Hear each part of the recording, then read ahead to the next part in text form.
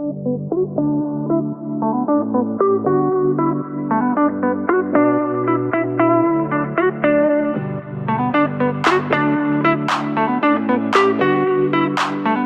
welcome to the Thrivecast. It is a production of the Thriveal organization, and Thriveal has been around, going strong for almost 15 years, where firm owners come from all over the world to build community and grow and build their firms together through our programs, events, education, and conferences. And we want to say thank you to Bill. They are a sponsor of the Thrivecast and have been for many years. We're actually a 15-year user of Bill in our firm. So thank you, Bill, for helping us as we deploy Bill into a lot of our controllership and CAS work with our clients all across the country. Thank you, Bill, for being a sponsor of the Thrivecast. Hey, everybody. Welcome to another episode of the Thrivecast. I'm so excited. We bring some great people that know a ton about the profession, a ton about growth. And I'm super excited about Dr. Kristy Short being with us. She has been in the profession. I would say, Kristy, you've been in the profession behind the scenes, and a lot of people don't realize all the things they're reading a lot of times. You have been producing, and of course, you own your own content studio, design studio. Yep. But here's something a lot of people don't know is when I launched Thriveal, you were hanging out with Darren Root and working with him as a partner, and you wrote my press release to launch it to the world. And I bet nobody knows that, but you were like the first person. I'm like, oh my God, can you please help me do something like write something formal or something? Yeah. And you did that. So how did you do that all the way back that far with Darren Root? Did you get into the accounting profession on purpose or by accident? I did not get into the accounting profession on purpose, but I will tell you, I am so glad that I did get into it. Good. So my first job in the accounting profession was with Thomson Reuters. And I've always worked in marketing departments through my whole career. And my focus has always been on being a content developer because it's just my jam. It's what I'm good at. You're good at it. And so, I've done that over the years, content development, content strategy, certainly marketing, PR, and all of that stuff. But I started at Thomson, and in the marketing department, I remember our vice president came up to me like within the first month and said, hey, our PR person quit temporarily. Can you take over the PR duties as well? And then 8 years later, I was still doing both. There you go. It was great experience. And so I left Thomson to start my own business, my own consulting, marketing, and PR firm. And I thought I will start with accounting because I have all the contacts, and then I'll branch out. And I never needed to branch out because there weren't many people like me. Like there was Scott Citron and a few others, but there weren't many people like me that were creative, could write, could design, but also knew the accounting profession. So it was just a gold mine. I created phenomenal relationships with vendors, and I've worked with hundreds of firms.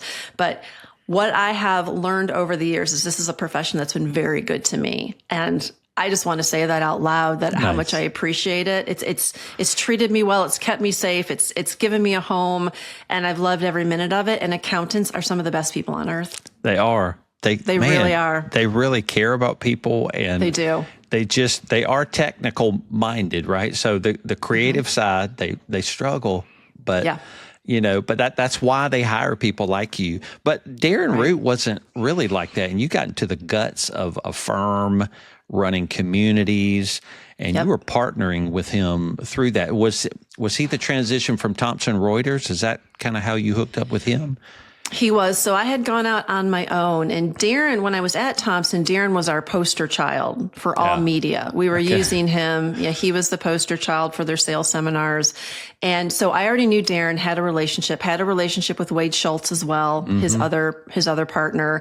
And so when I left, he said, hey, can we contract you to create this guide for our community?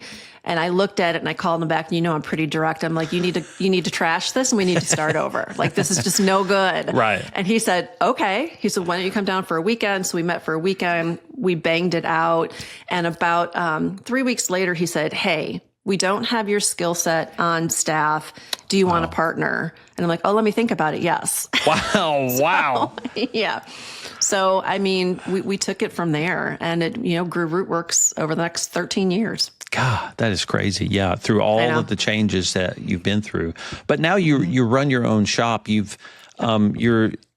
so experienced at this. And I mean, what is it that, I mean, content is such a strategic part of what we do. And you were saying something, offline, that content is storytelling, like that's never going to go away. Because can you just talk about the strategy of content and now AI and what it's able to do, which now we're all seeing what it's able to do. And so some are worried about it, some are excited about it. But how do you speak about the strategy of content when we're looking at AI and tools like that? Yeah, so let's start at the high level. We all know that Google algorithms are always changing. We know with AI, it continues to change because Google doesn't want to boost someone in the rankings who's taking something from AI verbatim because it just sounds like everybody else. Okay, right. So because all of that's constantly changing in the background, what I'd said earlier was there's still one thing that's a constant and will always be a constant. And it's that firms need good, engaging content to interact with prospects, to interact with clients, and to bring people back to their site and to bring people through their sales funnel. That's never going to change. The ongoing issue is that firms don't tend to have that skill set on staff. And so they don't really know where to start. I mean, that's why I created Type 5 content. And it's exclusively for the accounting profession, exclusively for firms. I have been creating content bundles for firms for 20 years now. I can speak in their voice, but it's one of those offerings that firms can go to, and they have this pre-written set of content that's SEO friendly, that speaks to their end user clients. So the content is there. That's where most firms need to start, is just finding a good vendor. But backing up, content will always be the constant. You've got to continue to produce fresh, unique, engaging content if you're going to keep people in your sales funnel. Yeah, nice. Well, you even mentioned, I have some questions. You mentioned that just with some content tweaks, you can actually bring a firm from page 12 on a Google search up to page 1 with some simple content, strategy improvements. Like, what are some of those things you try to get firms to do just to kind of move them up in the rankings? And then speak about Google search too. Google search is kind of being done in Claude or ChatGPT now a lot of times. So, yeah. So we really mastered the ability to bolster firms' online presence when I was at Rootworks. So I was in charge of content and communications. I am the one that created the content package. So it had a client magazine, a guide, blogs, pre-written social posts, images, everything a firm needs to keep their social channels and their blog roll full all year round. So I created that, but I also created our outsourced marketing product. And that was in different tiers, but the top tier was an online presence offering. And basically what we did is we went in and we did 3 things for firms to boost them in the Google rankings. And we had several firms that moved from page 3, 4, 5, 6, 7, all the way down to 12 to the top of the Google pack. Nice. So, when you go on Google and you say salons near me, you get that stacking of businesses. That's what I mean when I talk about the Google pack. Yeah. And so we had several firms that we were able to move up very quickly by using content. So we basically did 3 things to simplify this. We started with a very engaging content package, which we offered. We made sure to keep their blog, their social channels full, push the client magazine out. And the magazine was a combination of both high-level business articles, but also lifestyle and lighthearted articles. And I've got stats behind that, which we can get into later, of how much small businesses love the lighthearted stuff. That's the stuff that engages them and brings them back. And firm owners are saying the same thing. So that's what we did first. We set them up with the content package, and we made sure to push it out consistently and frequently in all of their channels. Then we worked to build out their Google business profile. A lot of people don't know they get a free Google business profile. For a lot of firms, it's probably out there unclaimed. So we built that out with, hours and location and a good SEO friendly description, images. a lot of people who use Google Business Profile also don't know there's a social media feature. So at the bottom, there's streaming social media, just like X and just like Facebook. So we kept that channel full as well. Because it's your Google profile, Google is ranking you based on that profile. So we would just blow that thing out so that it was cranking with content all the time and everything was updated. Then the third thing we did was we worked with clients, with firms on getting in online reviews, because that's another way to boost your ranking. You want 5 stars on Google. I mean, who doesn't go to Google to look up a contractor? I look up everybody. I read all the reviews. So then we would work with them to engage their like top 10% clientele, get them to write a review, give them a star ranking, and then consistently have reviews coming in every month. Because on Google, they like to see reviews that are no less than like a month. Like they need to be 2 weeks to a month fresh. Anything later than that, they're not really getting crawled anymore. So those are the 3 key things that we worked on. And what we saw were these firms were quickly accelerating in the Google Pack. I mean, there was one firm who in 6 months, she was the top of the Google Pack and she was like in the 12th position. And I truly believe most of that was really setting up her Google Business Profile and making sure the content was flowing through that. Well, I probably have thought about that wrong then, because we're a virtual firm and I thought Google profiles were very localized. They can be. So you can, in the geography part of it, you can list, I think it's unlimited. And you will list a lot of the local areas, but you can list outside of that as well, because a lot of firms are remote now and they can support people in other states, obviously. Yeah. So it doesn't limit that. But even if it is local, you're still jacking up in the Google rankings. Yeah. Right? Well, yeah, you're talking about it and I'm going, well, duh, if I'm trying to go up in Google's rankings, I need to use their tool. Correct. Because they're going to rely on their own profiling and tools. Correct. To do that. And I don't think we've even focused on that at all. Yeah. And think about it. Think about all of the changes in algorithms for Google, just because they're trying to keep up. Remember back in the day when people would create like 15 websites so that their ranking would be up, and then Google like 86 that, right? And but the focus this entire time has always been on content. So that's one of the constants with Google. The Google is out there looking for fresh content, and that's how you boost in the search rankings. But yeah, why wouldn't you have a Google Business Profile? Yeah, absolutely. Well, I mean, we haven't focused on it as much, and that would probably be pretty wise. That's probably a really simple thing to do too. It's not hard. It's not hard at all. Yeah. What about technical things like, and we want to focus on content because that's the key, but like Google Analytics, tools like that, most people may not even know that tool is super complicated. Then they changed it, I think last year, to Google Analytics 4. That blew everybody's minds. Most of us probably don't. Well, I just heard that. I don't use it, but the product is what tracks a lot of our visitors and our site performance and things like that. Do you use a technical tool like that to do your work? So just to be clear, I don't do outsourced marketing anymore. Yes, when I was at Rootworks, but I've got a network of outsourced marketers that I can refer firms to. So I still have the network in place. But yes, we did use Google Analytics. And initially what we did was we would automatically send once a month the Google Analytic report, because at Rootworks, we handled the website and the content. Yeah. It was all one package. We would send that to the firms.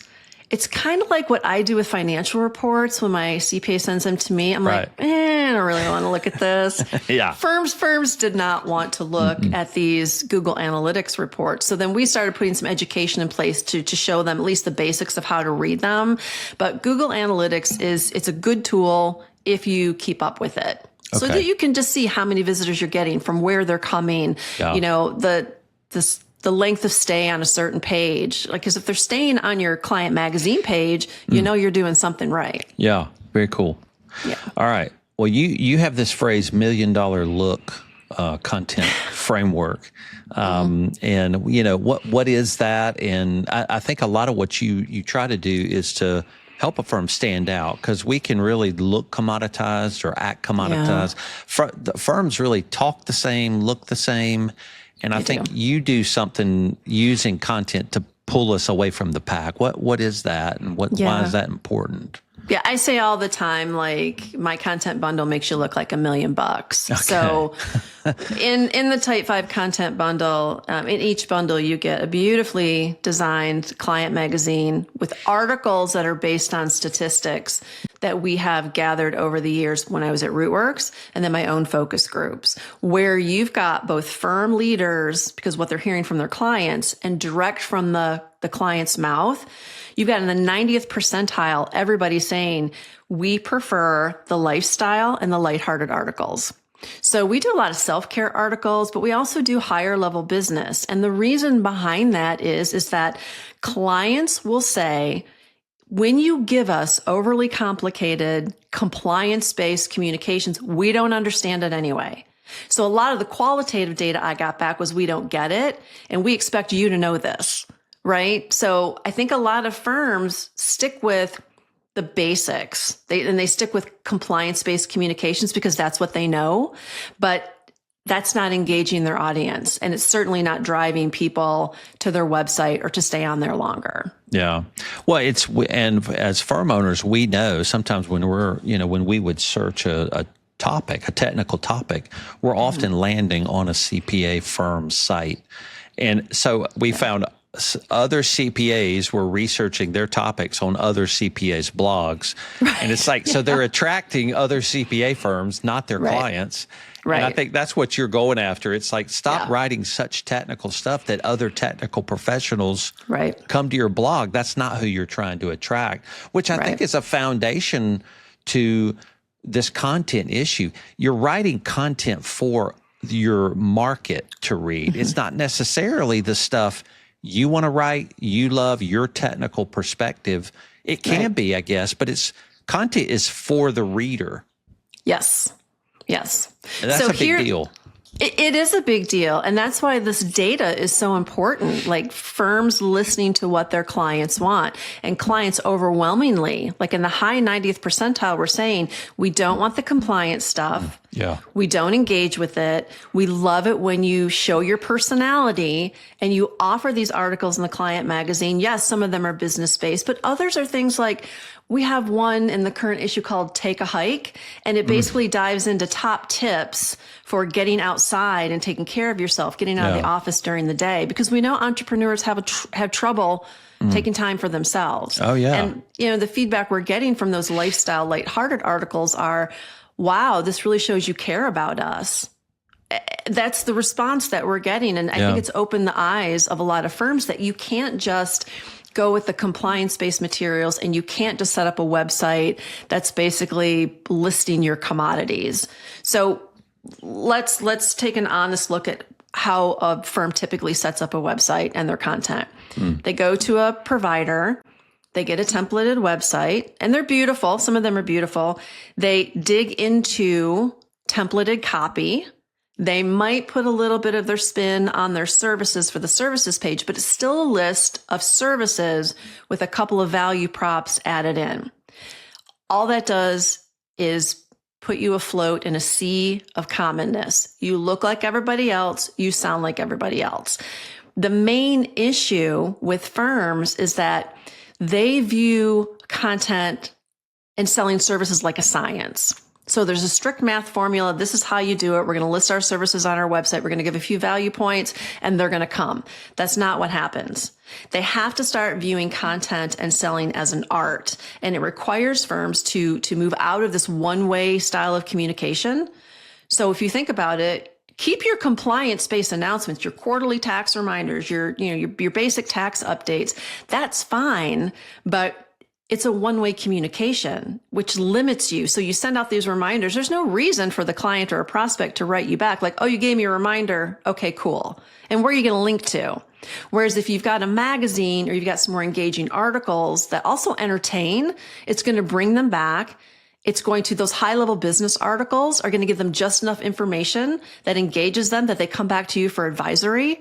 I mean, there's just so much that content can do, but firms have to get out of this mindset that it's a math a math formula based science. We're going to put these basic things out. There's lots more content they need to be putting out to engage and to delight. Yeah, that makes sense. And when they use the templated sites, even their core values are copy pasted. And so now you find firms with, the same core values, and those are supposed to be intimately created for each firm and, to represent that community and what that firm's about. Ours are extremely bespoke and reflect mine and my partner's, perspective on the world and the community we're inviting our team into and the clients. And so that stuff is so specific. But I don't know, accountants don't seem to have time to create core values and content. What's the balance of you writing it for them and saying, accountant, you need to write some too, because they probably don't like to write, I would imagine. They don't. And to be honest, I mean, if they have an outside vendor, they don't need to write anything. It's turnkey. It's taken care of for them. Yeah. So if they sign up for Type 5 content, basically you go in when each bundle's ready, you download it and you use it as you'd like. Now, whether you have someone on site to actually put it out in your channels is another story. Right. So that would lead to just outsourcing it. Just outsource it to an outsourced marketing person. Okay. It's an affordable monthly fee. Take the headache off your plate. That person's not only going to push out the content, that person's also very diverse in AI. So then they can take, for example, that the bundles alone are enough to keep your channels full all year. But man, you can become a content machine if you pair that with AI as your companion, not as your writer. Let's be really, really clear on that. Right. So it's just gonna take you back to sounding like everybody else. That's right. For example, pull an article from the magazine, run it through AI, put in some standard prompts like, make this sound different, make it only 300 words. I want a short article for LinkedIn. It's going to spit it out. Either someone on site then needs to apply the expertise and the voice of the firm. And we're just talking about tweaking to make sure it's on brand, or your outsourced marketer could do that. Yeah. So your outsourced marketer can take care of everything, getting the content out, making sure your compliance stuff is going out, but it's not overwhelming and boring. And then also making sure to apply AI to atomize that content even further. I mean, firms really can be content machines with AI, again, as a companion, not doing the work for you. Well, what's the difference? Because you use AI, I use it too. It's pretty mind-blowing what it can write. But when you use it a lot, you really recognize it's AI content. That's not, it's becoming easy. It's very, very bland, extremely positive, somewhat sappy. It can be a lot of different things. And you're like, please get mad at me, Claude, I'm trying to get it to get in a fight with me. And how do you've said twice, it's a companion, do not let it write for you. How do you do that? I mean, I guess you gave some examples, but tell me again, how do you use it as a companion, not to produce the articles? So first of all, you can create a GPT. You can create a firm GPT, right? You would upload content over time. And as AI is helping you write or atomize content, it is writing in your voice. So that's less dangerous because now it's not just spewing out what everybody else is spewing out. Because Jason, AI is wonderful. And yes, it can write for you. But if you go out on LinkedIn, which I do often, and I compare LinkedIn articles, it's the same phrases. In an ever evolving landscape, AI is really big on you don't want to do this, you want to do this. It's really big on colon statements. So there are things that I detect that maybe other people don't. But if you start reading all of that stuff, it really does all sound the same and people are losing their voices. And that's the key. Use AI as your companion. So again, if I take a blog that's from the content bundle, I run it through AI. I say, break this into 4 shorter blogs, 100 words a piece for a social media series. It's going to do that for me, but then it's my responsibility as the true voice of the firm to go back and read that and tweak the language so it sounds like my brand. So there's got to be the balance of AI helping you, but you bringing in the expertise to polish that. Because without that expertise, again, you're just spewing out a bunch of stuff everybody else is. So AI is fun. It's great. It's a time saver, but don't let it do the work for you. That's my the most sound piece of advice. Yeah, no, that's good, because even for an accountant, if we're supposed to produce content, starting with a blank page is pretty tough. And so AI just kind of gives you some bullet points, and then you can write on top of it. And I imagine most accountants, actually most people running a business, are scared to write in their voice, right? If they're tough, they need to write sometimes in a tough way. I think I've heard Tim Williams say in his book, Positioning for Professionals, is to be polarizing, and that's what it is. You're trying to separate the market a little bit. And if you're really strong stated on certain things, certain paths, you might send people away, but you may attract some of the most, ardent followers too, I guess. Yeah. I mean, you have to be true to your voice. So, I mean, you don't ever want to lose your voice in it. I take that advice from Tim Gunn from, what's the fashion show, the runway show, Project Runway. Yeah. He always said, like, this is the assignment, but do not lose your voice. Like, do not edit this down to where you no longer exist. And the same is true for writing. You cannot lose your voice. The whole point of branding is that people understand who you are sometimes before they even get to your website, right? Because your brand is a compilation of every single touch point that's out there. Yeah. It's the feeling that people get when they think of your brand. And so losing your voice would be a detriment to your brand itself. But there's also an aspect of measurement here. So yes, be true to your voice. But if you're looking at the metrics and you see that you're not getting the engagement or people are unsubscribing, maybe you go back and you rethink your process a little bit. Yeah. It's, and a lot of the things we can write that can be honest to who we are come out of a lot of our daily experiences. I remember a week ago, I never dove into pivot tables too much, but a lot of my accounting nerd friends, know pivot tables. Well, I'm in Google, and Gemini's I'm saying, do this in the pivot table. And so I went on LinkedIn and I trashed everybody, and I said, all you nerds who learned how to do pivot tables, joke's on you. Gemini, I just told it what to do, and I poked fun at them. I was laughing at them, and I looked at my metrics, and that LinkedIn post blew up. It got tons of feedback because I was just making fun of everybody and calling them nerds. And it was my first AI diss on the profession. Of course, they knew it was in fun. Because that's real. Your brand. That's your brand. You were true to your voice. Right. Yes. Yeah. And so being true to your voice is what really, attracts people. But I guess a lot of accountants they may not even know what my voice is. Like, how do they know what is my voice? How do I write in my voice if they don't know what it is? Well, you have to know your voice. I mean, first and foremost, you have to know what your voice is, Jason. And deep down, people do know their voice. Go back and look at anything you've written. Go back and look at how you run your firm. Go back and look at how you speak to people at conferences. You have a voice. People sometimes just need to sit and think through that. And so if they engage with a outsourced marketing person, there's going to be a whole discovery phase that they go through. That's cool. Where they do figure out their voice. They're going to go through the whole mission and vision and core values and all that stuff that's important to set up the brand initially, or to rebrand, whatever they're looking to do. But knowing your voice has to start with you. You can't expect anyone else to know your voice unless you know it. And then from there, you're just consistent with that voice, and you're frequent with the content that you put out. Yeah. And it's just being consistently true to it. Now, but if I say to a professional like you, hey, help me write content, and you walk me through this process of mission, values, I'm like, no, I asked you to help me do content.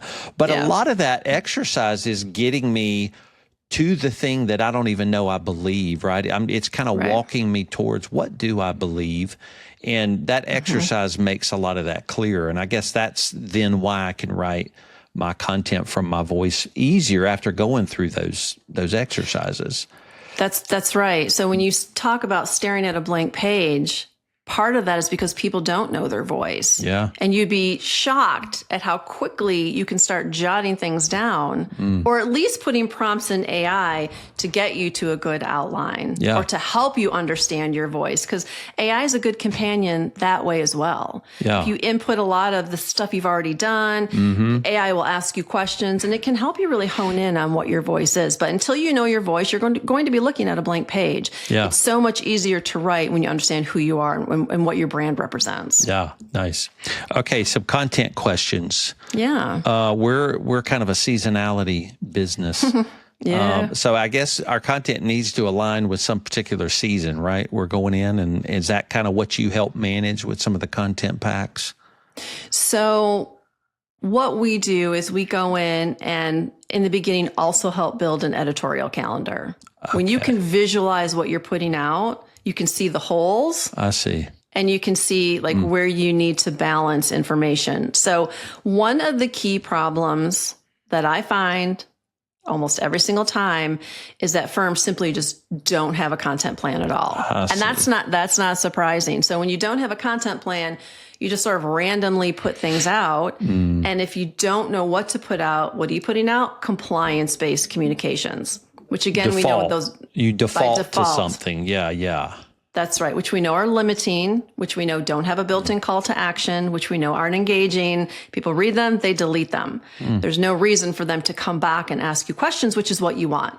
The core purpose of content is to engage and to delight and to move people through the funnel. Now, whether that's a prospective client moving through the funnel to final sale, or it's cross-serving your current clients, because we all know there's more you can upsell your clients on and things that they need. Yeah, okay. So, most people don't have a plan. We go in and we say, okay, what are you sending out? And then we plot that on a calendar. Quarterly tax reminders every single time. Tax date reminders. Maybe some basic tax code updates. And then you look at that in the calendar and you think, oh, there's 1,000 days on this calendar where I'm not sending out anything. Right. Because compliance, I mean, it's only going to get you so far. I mean, it's maybe a handful of communications a year. Yeah. And it makes you sound like everybody else. And it's not engaging. And it's limiting. And people are going to delete it. Yeah. So then we look at that and we say, look at what your calendar looks like and tell me what your differentiator is. And they're like, oh, we don't have one. Those are the same things the firm down the street is sending out.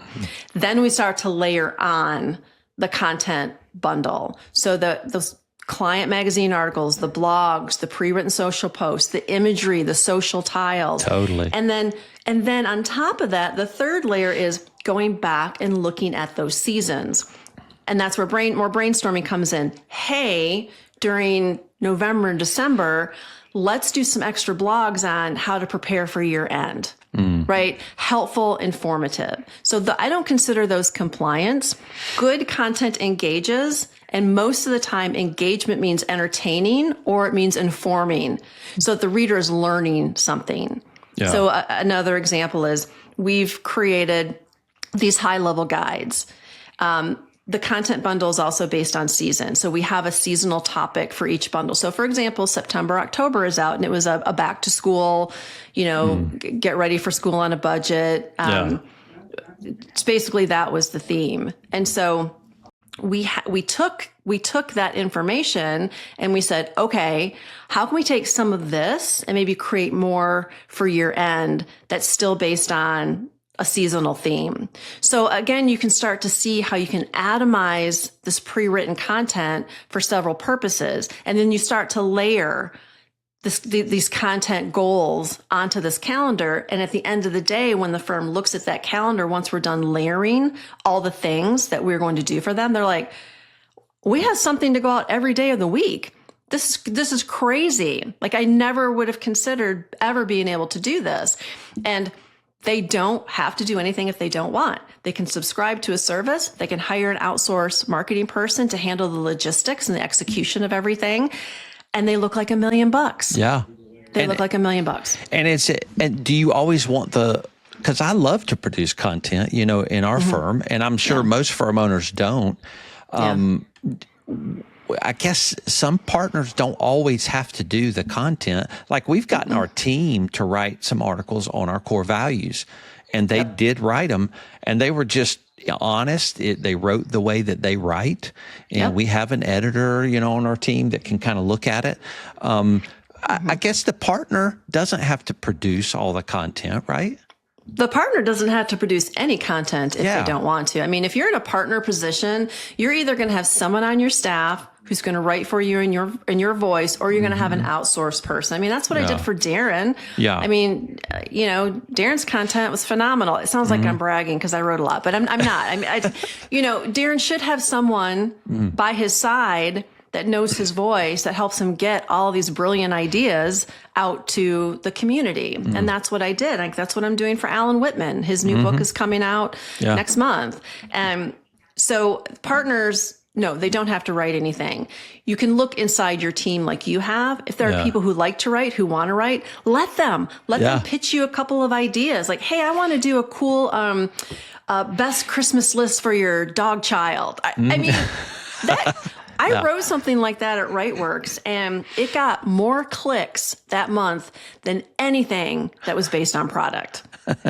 Anything that was based on product. So those fun, entertaining things, they do engage readers. They do make the firm seem more approachable. It humanizes the people inside that firm because I also think the accounting profession tends to get a bad rap. Yeah. I mean, I think people go in thinking, oh, my accountant's like boring, not interested in my personal life, not very approachable. Couldn't be further from the truth. No.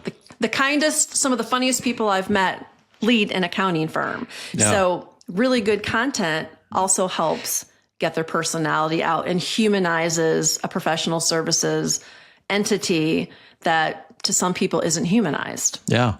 Yeah, we love our clients. We love our clients. Yeah. Love them. And I think if we felt more open, we would be more open about maybe our personal lives or the things we love. Or I went hiking last week and I was stressed out before.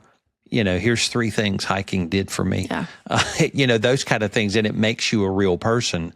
Yeah. Because your clients just went hiking too, maybe. And they're like, wow, you're not just a number cruncher. Well, let's not forget, too, that clients don't just have a business. I mean, they have true. personal They're lives. Yeah. And they go through stuff. So Hard stuff. So I had my good friend Bobby Hall, firm owner, on my podcast Candid not too long ago.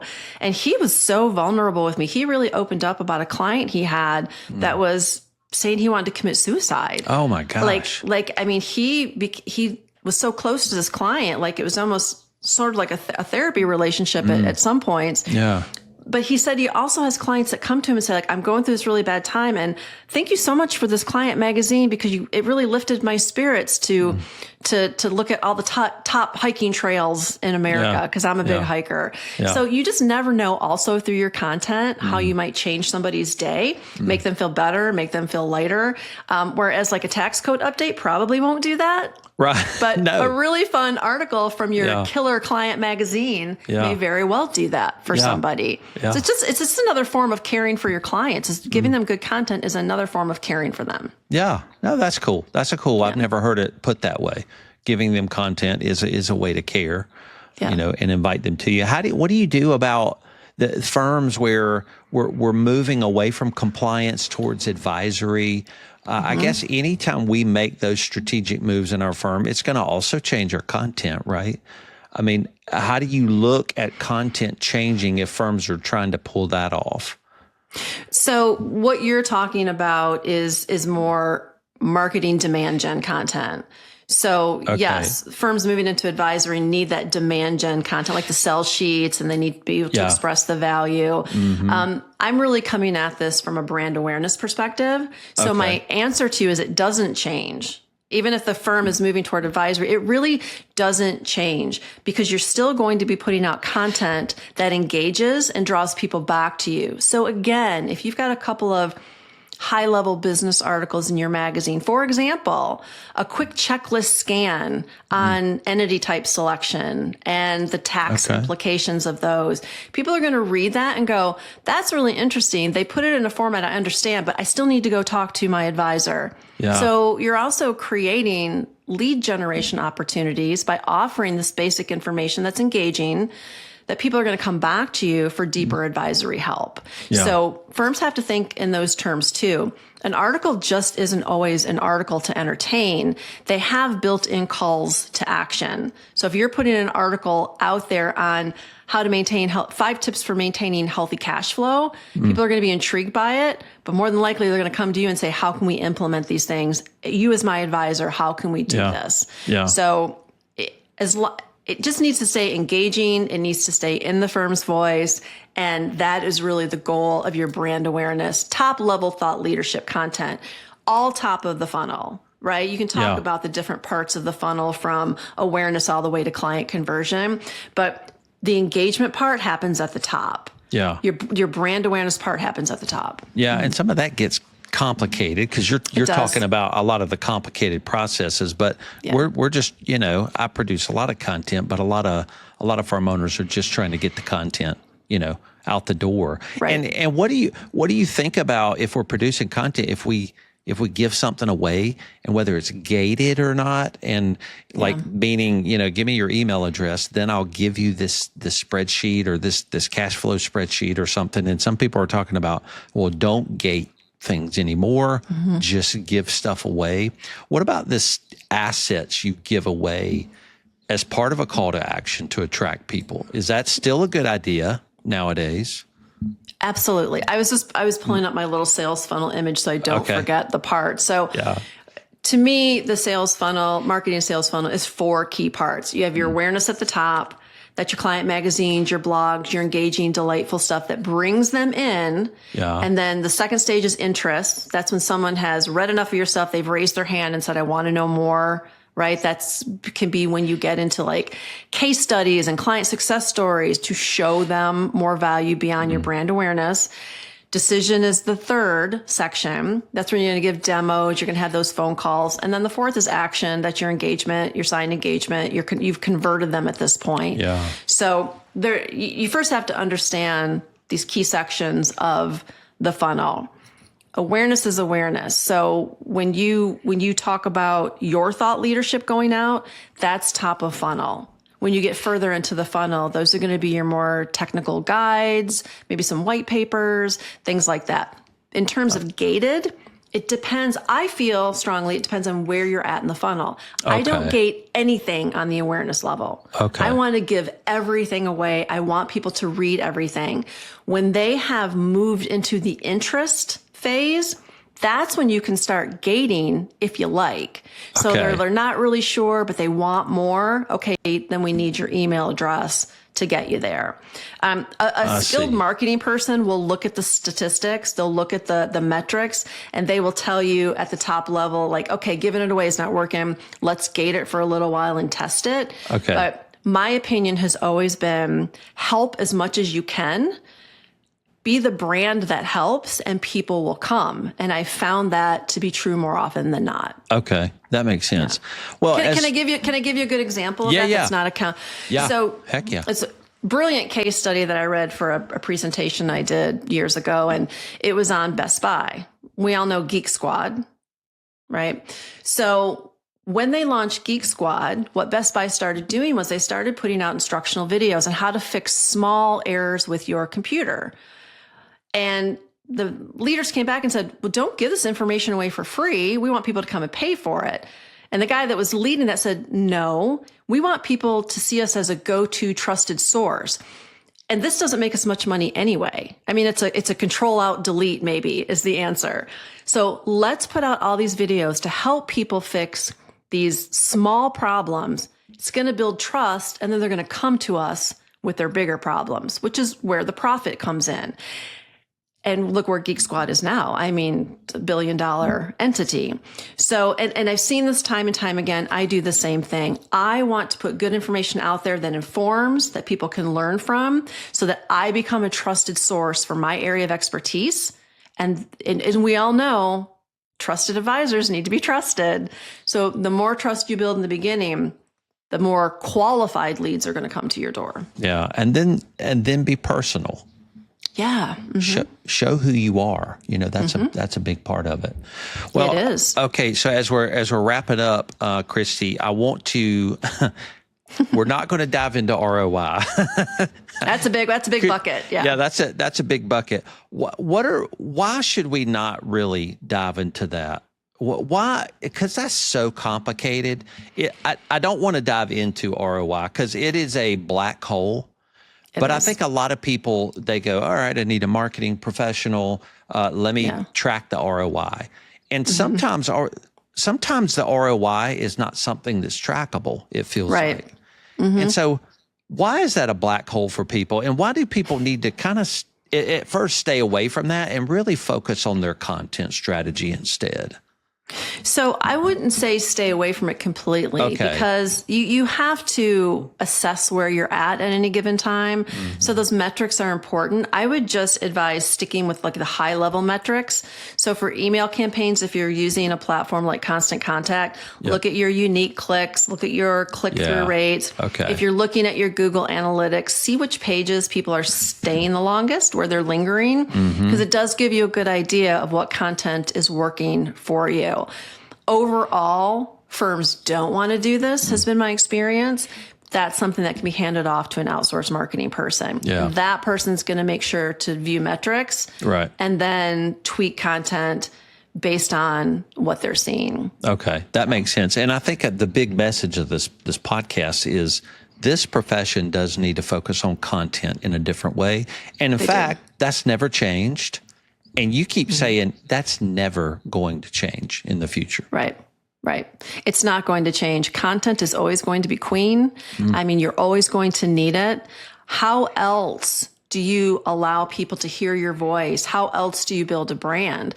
And when I say content, I want to be clear too. That's written, but that's also video. So people consume video like mad because it's easily digestible. Not everybody wants to read everything. So you got to make sure there's a balance there too.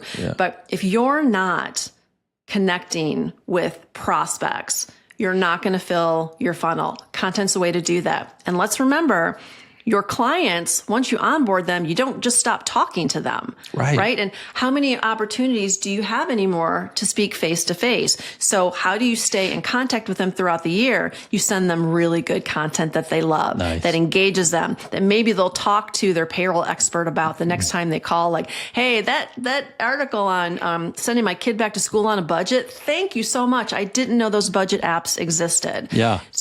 So many opportunities with content to stay in connection with your current clients throughout the year, but also to engage prospects into your firm as well. Cool. I love it. Yeah. All right. Kristy, thank you for being with us on the Thrivecast. What are the, you have a couple companies. Can you tell us like how to find those and follow you? Sure. So you can follow me on LinkedIn at Kristy Short. You can also subscribe to my Power Pod, which is called Candid, which you will find that when you go on LinkedIn. And then type5content.com. So TYPE, the number 5, content.com is my subscription-based content service exclusively for firms. And let me tell you, that's never going to change. I am only ever going to write for firms. So you're no worries to there. That. Well, it's what I know. I can do it in my sleep, right? So why would I go anywhere else? Plus, I have so many contacts and I love all of my firm clients. If I'm in my happy place, why would I pop that bubble and go somewhere else? That's right. It's very cool. Well, cool.